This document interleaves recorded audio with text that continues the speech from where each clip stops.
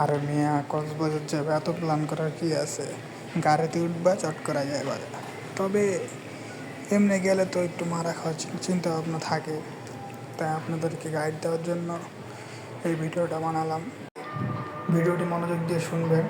আপনারা প্রথমে গাড়িতে টিকিট যদি কাটেন সায়দাবাদ থেকে, তাহলে মনে করেন 650 থেকে 700 টাকা নেবে গাড়িতে ঢাকা টু কক্সবাজার। তো তারা একটু দাম বেশি চায়, আপনি দামাদামি করে দাম কমিয়ে নিতে হবে। তারপর আপনি কক্সবাজার গিয়ে অটোওয়ালাকে বললে হবে যে আপনি কোনো একটা হোটেলে যাবেন।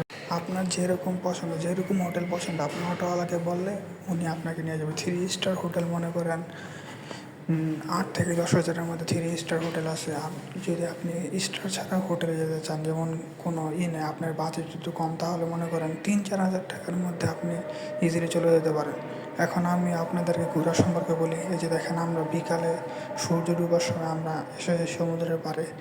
তো দেখতেই পাচ্ছেন কি সুন্দর ভিউ, সূর্যের আলোটা একদম সমুদ্রের উপরে পড়েছে। আর মেরিন ড্রাইভের কথা না বললেই নয়। এই যে দেখছেন মেরিন ড্রাইভ, এক সাইডে পাহাড়, এক সাইডে সমুদ্র। এই ভিউটা না দেখতে পারলে আপনার কক্সবাজারে যাওয়াই উচিত না। যদিও একটু খরচটা বেশি, মেরিন ড্রাইভের গাড়িটা ভাড়া করতে মনে করেন আমাদের একটা জিপ গাড়ি ভাড়া নিছে মাত্র 6,000 টাকা। এই আমরা মেরিন ড্রাইভে ঘুরলাম। তারপর মেরিন ড্রাইভে ঘোরার সময় আমরা পাশে একটা বিচে নেমে বন্ধুরা মিলে গোসল করলাম। এই আমাদের ভিডিও।